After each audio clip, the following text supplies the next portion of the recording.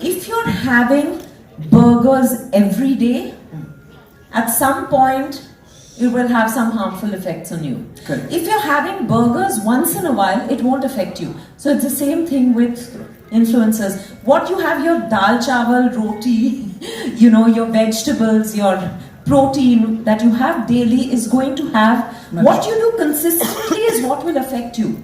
What you just do, I don't think has a power to change anything for you. I really think that we were all created equal. That yes, some of us are more of a certain thing and less of a certain thing. Men have more physical strength, boys have more physical strength. There's no taking away from that. Right. Women have more emotional strength.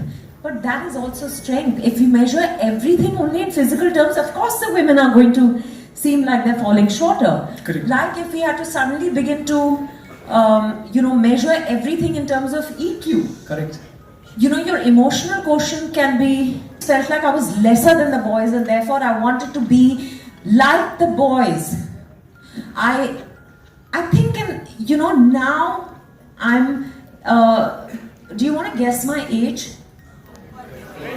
21. Oh, I love you. Who's that boy who said 20? Okay, now don't harass him. I'm a 46-year-old woman. I'm just joking.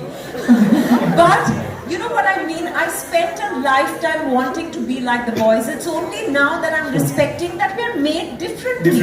Right. And that we should accept and respect the way we are. We should work on our strengths. I used to also go to the gym and pick up as many weights as the boys did. It led me to a lot of trouble, guys. I had lots of physical, hormonal issues because of that. It's not healthy. So I just think that we must celebrate our own strengths and also respect our differences. So I really think that there is, but in terms of opportunity, we have, whether it's opportunity to develop ourselves in terms of our academics or other skills or in terms of jobs later in life, like Ayman is doing, there are an equal number that we have to work at just accepting our differences. That's the only way we can hope for an equal place in the world. And it's not just between boys and girls, whatever your identity today. I think it's just important to accept ourselves the way we are. And that's how you build. I still think we lived in easier times. We're talking about 20 years ago, maybe a little more than 20 years ago. Of course, I got my break in Malayalam cinema, but the film stopped midway. And then suddenly I'd been signed on for a whole lot of other films, basis word of mouth, And suddenly when this film got shelved, I got replaced in all those other films. And they said, because she's brought ill luck to the film.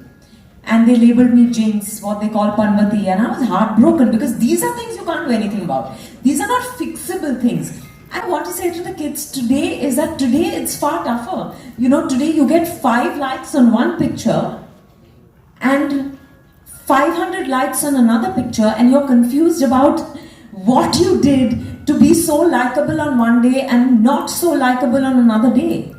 For us, we face that kind of constant judgment, rejection, whatever it is, only later. I was in my 20s, I was better equipped to deal with it. But today, I think these kids are putting themselves out there at a very young age. So it's not to come true. If my dream wasn't to come true, why did this even happen? This is like so nasty and sadistic. I was angry with God, with the universe, with my parents, with the neighbors. You know what I mean? I was angry with the world, not understanding what I had done to deserve this. But I think beneath all of that, there was this is the only thing I've always wanted to do. I've always wanted to be an actor since the age of 8.5. I would go to bed crying. Literally, my pillow would be wet every night with tears. But the next morning, I would wake up and say, okay, let me give it one more day. And that's all it takes to give yourself that one more chance.